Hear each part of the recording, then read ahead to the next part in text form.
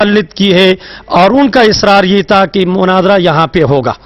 ہمارا یہ اصرار تھا کہ مناظرہ کسی گراؤنڈ میں ہو اور پوری دنیا کے لوگ اور پنڈی اسلام آباد کے لوگ آ کر اس کو سن لے، لیکن چونکہ یہ ہے بزدل اور ان کا عقیدہ غلط ہے، ان کے پاس کوئی بھی دلیل نہیں ہے، تو ان کا یہ اصرار تھا کہ نہیں جی کوٹھی کے اندر ہوگی، 15 ساتھی آئیں گے اور کوئی نہیں ہوگا، جامع تلاشی لیں گے تاکہ اندر کوئی گڑبڑ نہ ہو. ہم نے یہ کہا تھا کہ بھائی آپ آئے، آپ ہمارے مہمان ہیں، ہم مسلمان ہیں.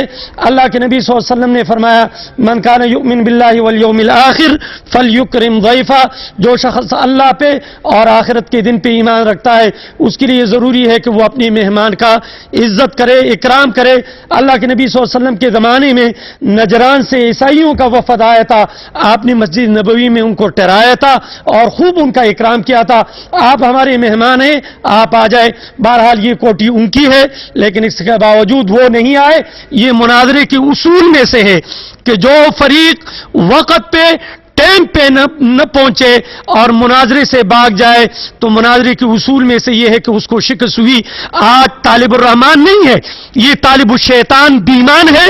اور یہ جو میرے بھائی بار بار چوٹے رافضی کہتے تھے، چوٹے رافضی کا معنی یہ ہے کہ یہ چوٹا شیعہ ہے جو صحابہ کا منکر ہے، صحابہ پہ تبرہ کرتا ہے اور سیدنا عمر کو برا بلا کہتے ہیں.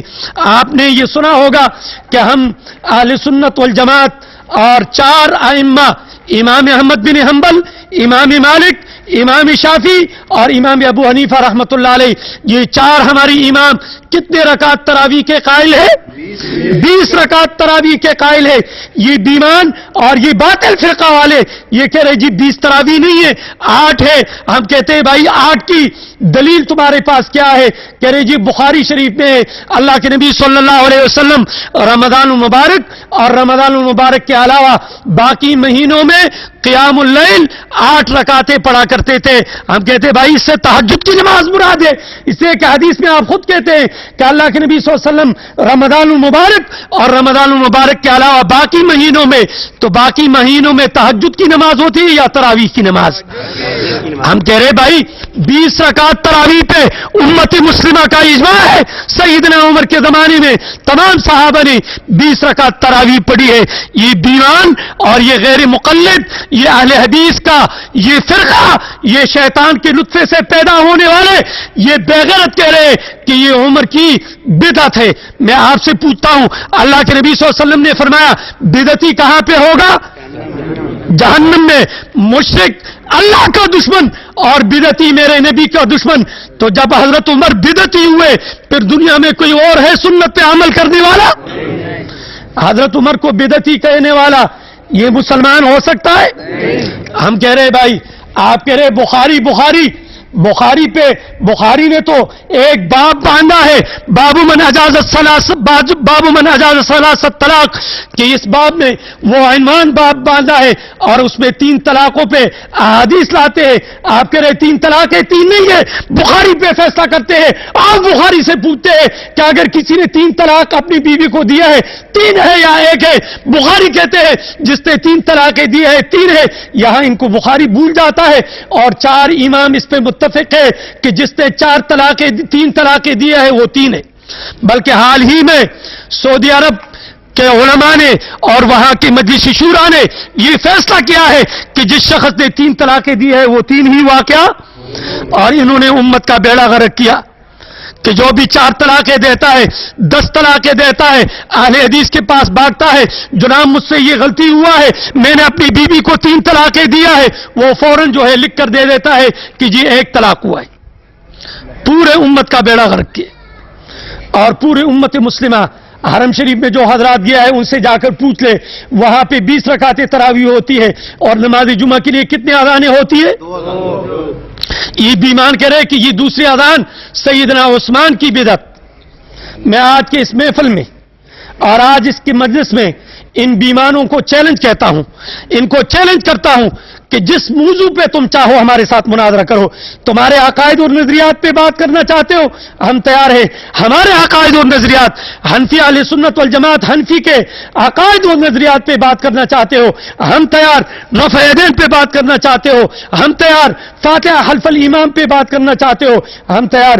یہ تو وہ بیمان ہے کہ ان کی نزدیک جو ہے یہ کرے جی ہم قرآن اور حدیث سے بات کرتے ہیں. ہم یہ کہنا چاہتے ہیں کہ قرآن اور حدیث سے ثابت کرو بینس کہاں حلال. قرآن میں کہاں پہ ہے کہ بینس حلال؟ حدیث نے کہا ہے کہ بینس کا دودھ پیو. قرآن اور حدیث سے ثابت کرو. ان کے نزدیک یہ عقیدہ ہے کہ انڈے کا بھی قربانی ہو جاتی ہے. ان بیمانوں کا یہ عقیدہ ہے کہ انڈے کا بھی قربانی ہو جاتا ہے. ہم کہہ رہے ہیں قرآن اور حدیث سے ثابت کرو کہ انڈے کی قربانی کہاں سے ثابت. ہم ان کو چیلنج کرتے ہیں جہاں تم چاہو. طالب الرحمان بیمان اگر تو نے اپنے ماں کا دودھ پیا ہے ہم تمہاری مسجد میں بھی آ سکتے ہیں. تم اپنا وہاں پہ مناظرہ.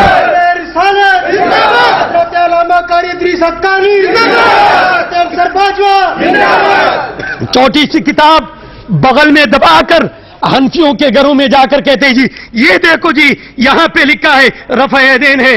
یہ دیکھو جی یہاں پہ لکھا ہے رفع یدین ہے. تمہارے عقائد و نظریات ہمیں پتہ ہے. تم تو انگریز کے پیدا کردہ ہو. تمہارا جو ہے باپ انگریز تھا. تمہیں انگریز نے پیدا کیا تھا. تو میرے دوستوں میں ایک دفعہ پھر آپ کا شکریہ ادا کرتا ہوں اور میں آپ سے یہ درخواست کرتا ہوں کہ جب بھی یہ بیمان تمہارے پاس آ جائے ہمارے مناظر جتنے بھی ہیں ان کا ٹیلی فون نمبر لو اور ہمیں فون کرو. انشاءاللہ ہم فوراً آئیں گے. اللہ آپ سب حضرات کی حاضری اپنے دربار میں قبول و منظور فرمائے. اللہم صلی علی سیدنا و مولانا محمد وعلی آل سیدنا و مولانا محمد وبارک وسلم وصلی علیہ. یا اللہ حاضرین کی حاضری قبول و منظور فرما. یا اللہ ہم سب کی گناہوں کو معاف فرما. ہمارے انفرادی اور اجتماعی گناہوں کو معاف فرما. سنت کے مطابق یا اللہ زندگی گزارنے کی توفیق عطا فرما. باطل قوتوں اور باطل فرقوں کے شر سے اللہ ہمیں محفوظ فرما. ہمارے مناظر حضرت مولانا انصر باجوہ صاحب اور ان کے جتنے بھی ساتھی یہاں پہ آئے ہیں یا اللہ ان کی عمروں میں برکت عطا فرما. اہل محلہ نے یا اللہ تعاون کیا ہے یا اللہ ان کی جتنی بھی جائز حاجتیں ہیں یا اللہ ان کی تمام حاجتوں کو پورا فرما. اپنے خزانوں سے اللہ ان کو وافر مقدار میں حلال رزق عطا فرما.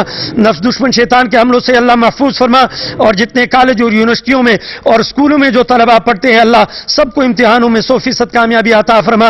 بیماروں کو صحت کامل عاجل مستمر عطا فرما. وصلی اللہ تعالی علی سیدنا و مولانا.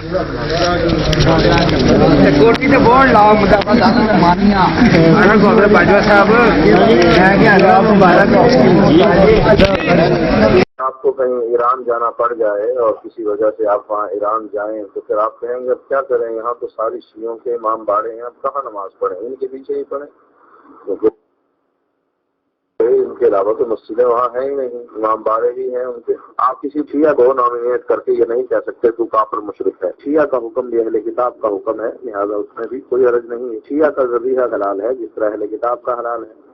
اہل کتاب کیونکہ مشرک ہیں اور ذبح کرتے ہیں, اسی طریقے سے شیعہ اگر ذبح کریں تو ان کا حکم بھی اہل کتاب کا حکم ہے. جیسے بریلوی ذبح کرتے ہیں ان کا حکم بھی اہل کتاب کا ہے, لہٰذا جیسے بریلویوں کا ذبیحہ حلال ہے اسی طرح شیعہ کا بھی حلال ہے.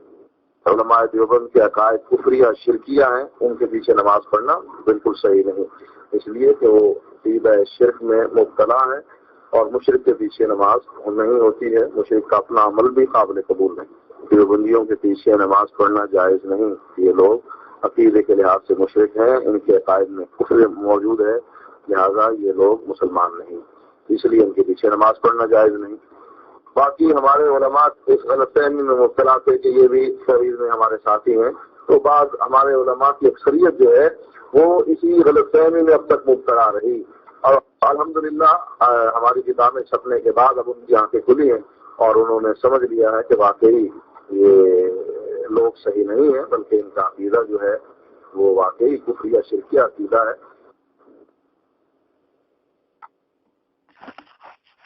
بات تو کسی نبی رسول نے نہیں آنا ہے, ٹھیک ہے میرے بھائی. تو انہوں نے کیا کہا, نبی صلی اللہ علیہ وسلم نے ایک اصول ایک واضح کر دیا کہ تا قیامت تک اے لوگوں جس جانور کو بھی تم دیکھو کہ وہ چیر پاڑ کرتا ہے, درندے جو پنجوں کے ساتھ شکارام ہے, اور غیر زیناب کے بارے میں فرمایا کہ وہ تمہارے لیے حلال ہے. اور خاص طور پر بات فتح خیبر کے اللہ کے نبی صلی اللہ علیہ وآلہ وسلم نے حمار گدھا جس کو کہا جاتا ہے، عربی میں اس کو حمار کہا جاتا ہے، اس کے گوشت سے ہم نے منع فرمایا. لوگوں نے جو ہے گدھے کا گوشت پکا رہے تھے، ڈیچکیاں چڑھائی ہوئی تھی، ان کو ڈھیل دیا، یہ تم پر حرام ہے، اس کا گوشت تمہارے لیے جائز نہیں ہے. ٹھیک ہے جناب علی، آپ اگر تھوڑا سا اس کو جا کے کریں نا پڑھے، آپ کو پوری آ جائے گی. اچھا پھر ان کی جو امام نووی رحمۃ اللہ علیہ نے جو اس کی شرح کی ہے اس حدیث کی، اس کو بھی ذرا جا کے پڑھ لیں پھر آپ. جی بالکل جنگلی گدھا کھا سکتے ہیں، جنگلی گدھا حلال ہے، شہری گدھا حرام ہے. حدیث میں بالکل شہری گدھے کا لفظ آیا ہے.